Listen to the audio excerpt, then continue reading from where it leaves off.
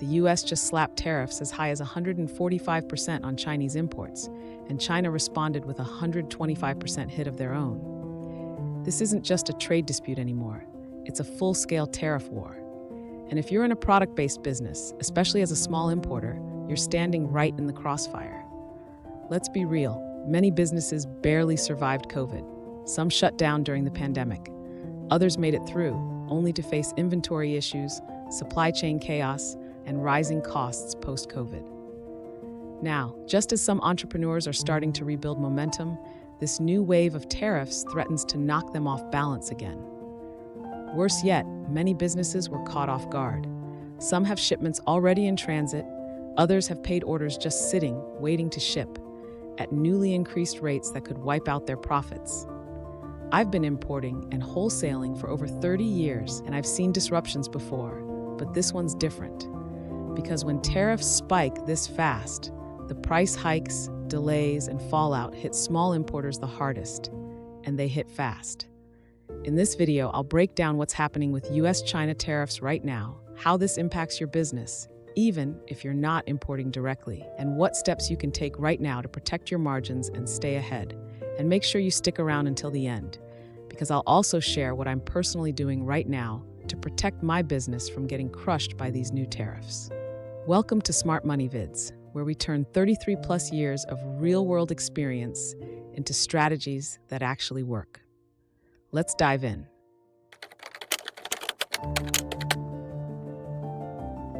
In early April 2025, the U.S. government launched a sweeping new tariff policy, starting with a baseline 10% tariff on imports from most countries. But China was hit much harder.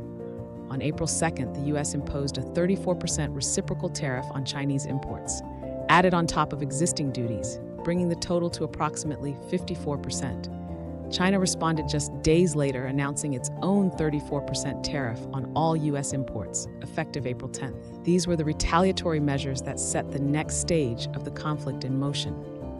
By April 7th, President Trump warned that if China didn't withdraw those retaliatory tariffs, the U.S. would escalate. He proposed an additional 50% tariff, which would bring the total rate on Chinese goods to 104%. China didn't back down. On April 9th, the U.S. followed through, raising tariffs again and pushing the effective rate on Chinese imports to 125%. Then, on April 10th, the White House issued a statement clarifying that the total effective tariff rate on China was now 145%, once all layers of existing duties were included. In the midst of this, over 75 other countries engaged in active talks with the U.S. to negotiate individualized trade terms. In response, the U.S. introduced a 90-day pause on the newly announced tariffs, giving those nations breathing room. But China was excluded from this pause because rather than seek negotiation, it chose to retaliate.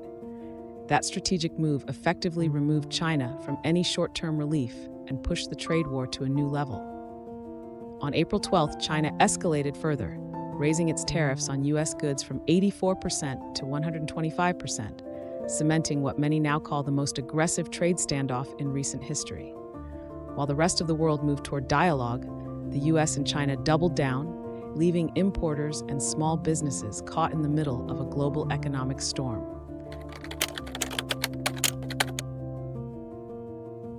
When big trade policies shift, it's not always the big corporations that feel the heat first. It's small importers. Why? Because large companies often have the resources to negotiate bulk shipping rates, warehouse excess inventory, or quickly pivot to suppliers in other countries. They also tend to have long-term contracts that lock in pricing for months, sometimes years. But for the small guys, importers placing smaller orders, running lean operations, maybe even working from a home office, there's no buffer. You feel the impact immediately. A shipment that was profitable last month could suddenly arrive with added duties that wipe out your margin. And in many cases, these duties aren't flagged until the product hits customs. By then, you've already paid for the goods, freight, and insurance, and now you're staring down unexpected import costs you didn't budget for.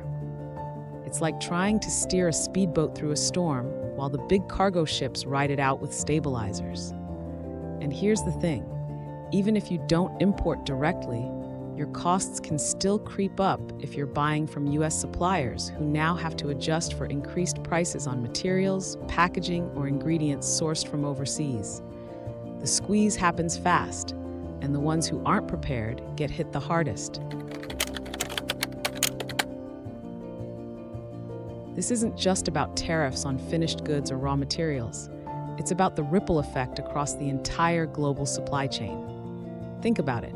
If the U.S. imposes higher tariffs on materials like aluminum or plastic packaging sourced from China, that cost gets passed directly to the American importer at the border. Those increased import duties don't just disappear.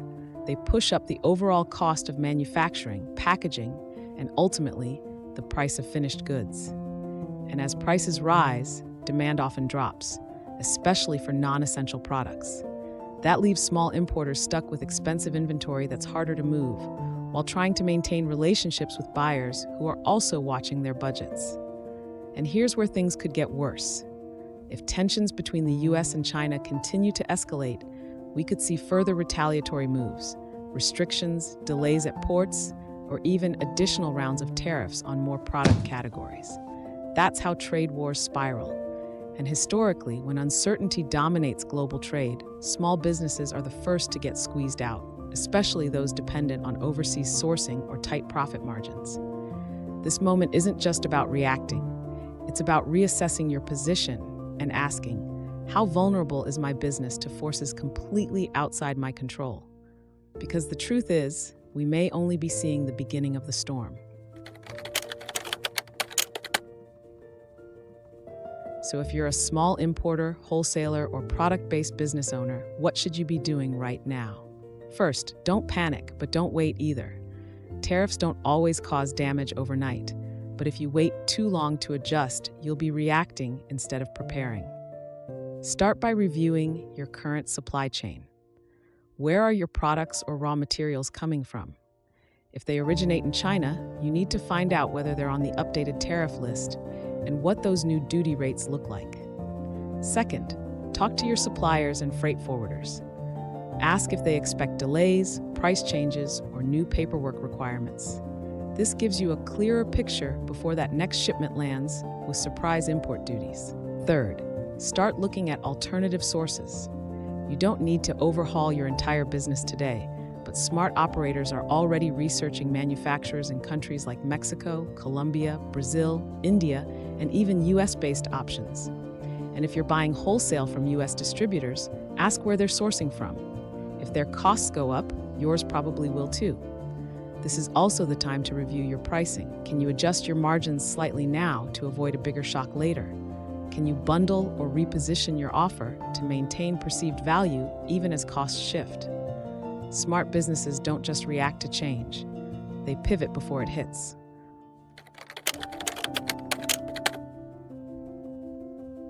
Here's the upside of all this chaos. Sometimes, pressure exposes the cracks in a system we've been relying on for too long. If your entire business depends on one country, one supplier, or one platform, you're vulnerable. It might have worked in the past, but today's global environment demands flexibility. And maybe this is the wake-up call we needed. Because if these tariffs are hitting you hard, it means you've got too much tied to forces outside your control. It's time to build with intention, not just convenience. This could be your chance to rethink your strategy, to take a closer look at your supply chain, to ask bigger questions about how your business is built and whether it's built to last. This isn't just about avoiding pain today, it's about protecting your future. I've been in a product-based business for over 30 years, importing goods from China and buying from the US, so I've seen my share of trade turbulence. Right now, I'm doing 3 things. First, I'm holding off on new purchases, especially those tied to categories that could be affected by new tariffs. If I don't need to move now, I won't. I'd rather wait for clarity than risk getting stuck with overpriced inventory. Second, I'm having real conversations with my US suppliers because even if I'm not buying directly from China, some of them are. And if their raw material costs go up, I know mine will too. And third, I'm actively exploring new sourcing options in countries like Colombia and Brazil. places where shipping is more direct and less exposed to current U.S. China tension. This is exactly why I've always favored private label wholesale over trend-based selling on platforms like Amazon. It gives me more control, stronger margins, and real relationships with retailers, not just algorithmic rankings. So what should you do? Start by assessing your risk. Where are you most exposed? Then take small steps. Shift part of your sourcing, adjust your pricing, or look into building your own brand under a smarter distribution model. If you want help figuring that out, we've created a free wholesale starter kit. It's a practical guide to starting your own product line and selling directly to retail stores without depending on Amazon, Shopify, or any major platform. Just comment Wholesale Starter Kit below and I'll send you the link. And if you found this video helpful, subscribe to Smart Money Vids. I release weekly videos on product-based strategy, income growth, and real-world business that works, even in unpredictable times. Thanks for watching, and I'll see you in the next one.